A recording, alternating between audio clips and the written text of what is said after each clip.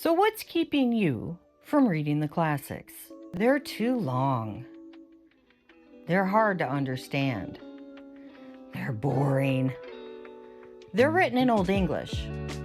Now, while all those things can be true about the classics, they can also be true about modern books.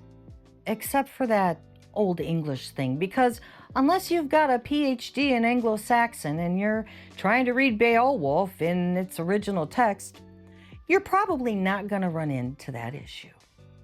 And no, Shakespeare isn't Old English.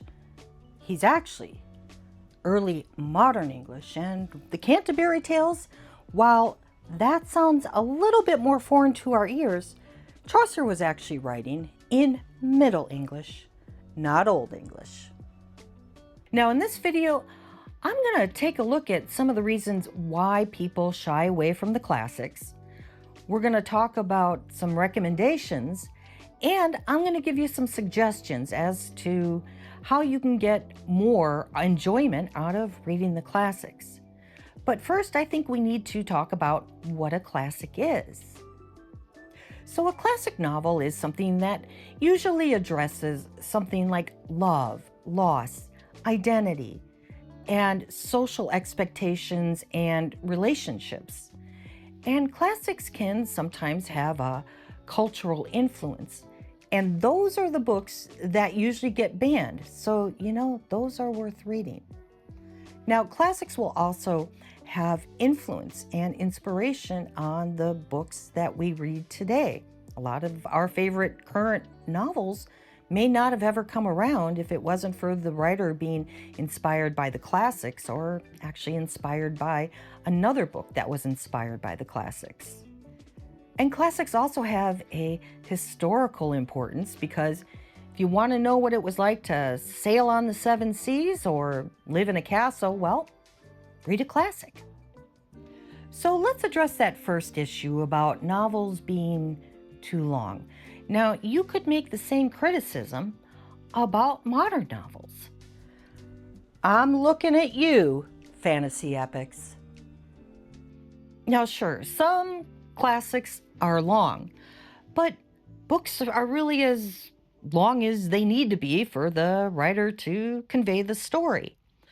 Now, there is some talk about writers being paid by the word, and yes, some of them were, but not all of them.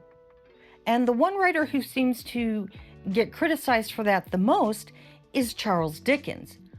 But Charles Dickens wasn't paid by the word. Charles Dickens' stories initially came out in installments.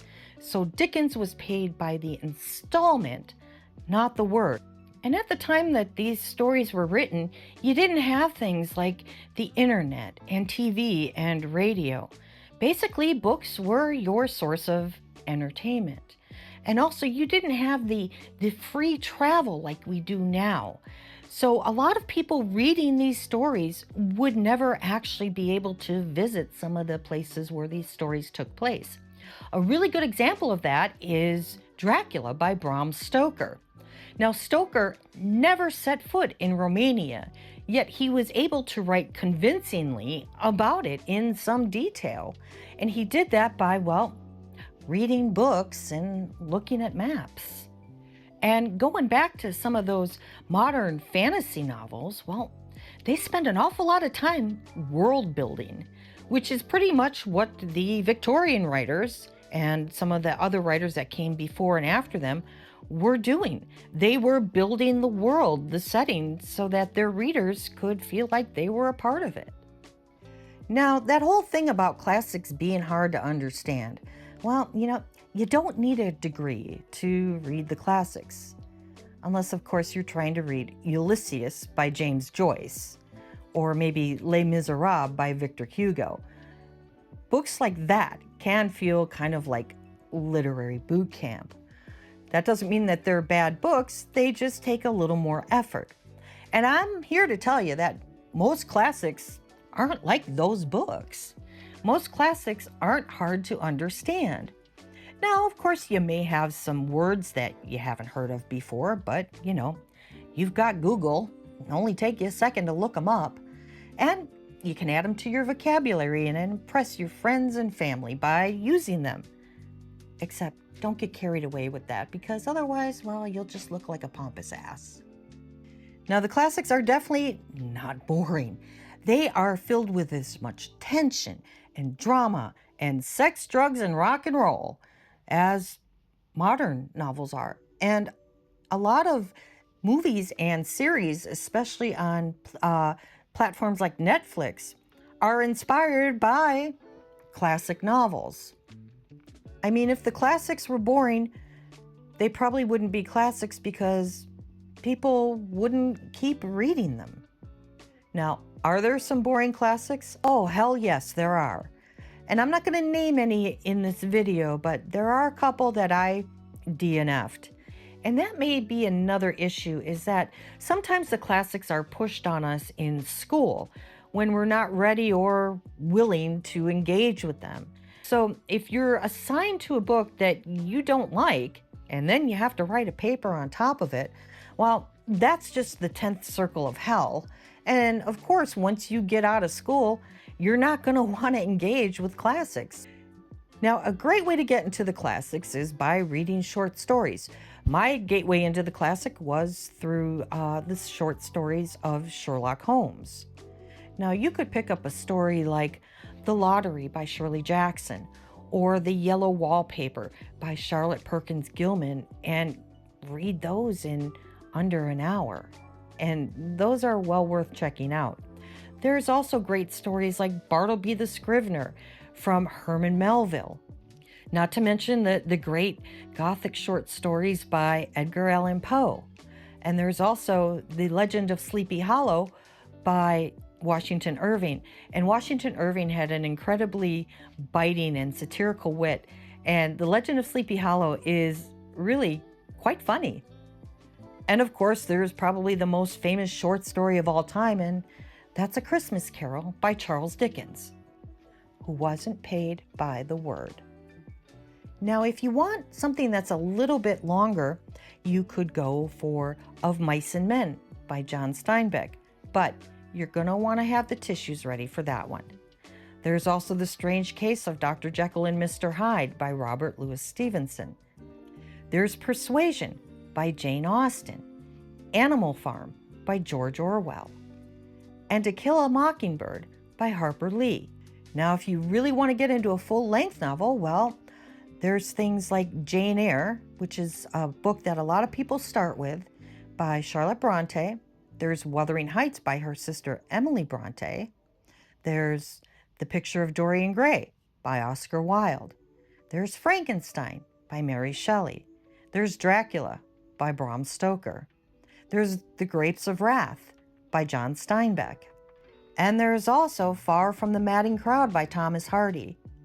If you like drama and complicated relationships, you really can't go wrong with Thomas Hardy. Now, if you want something a little more modern, you have The Handmaid's Tale by Margaret Atwood and also Beloved by Toni Morrison. Now, to get the most out of a classic, here's some suggestions for you. Go and look at a spoiler-free review on YouTube or TikTok or whatever social media platform you want to use.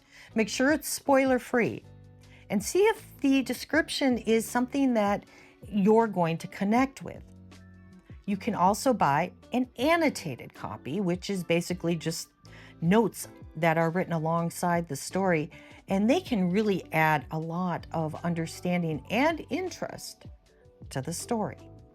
Now, there are some publishers like Penguin and Oxford that put wonderful introductions in the beginning of their books. However, let me just give you a tip. Don't read those before you read the story, because chances are there's spoilers in those introductions. So read those after the story because they're well worth checking out. You could also join a book club. And when I say a book club, I mean one of the online book clubs. There's tons of them on social media. There's some on Patreon. And the great thing about them is that you don't have to go to somebody else's house, and you don't even have to talk to anybody if you don't want to. Now, if you really want to get into the spirit of things, you could light some candles, make a pot of tea, or grab a bottle of your favorite adult beverage.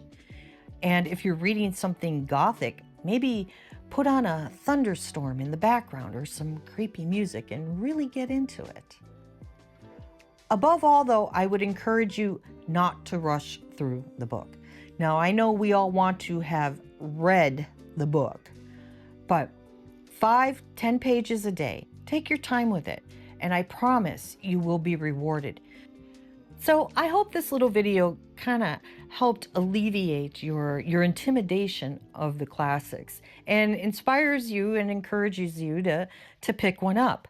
And if you've read any of these or you have any that you want to suggest, please let me know in the comments below. And also let me know if you have any additional reasons as to why you're hesitant to pick up a classic. Did you have a bad experience with one? Let me know in the comments down below. And I want to say thank you so much for spending some time with me. I really appreciate it. And I'll see you next time on Absinthe Inc. Bye-bye.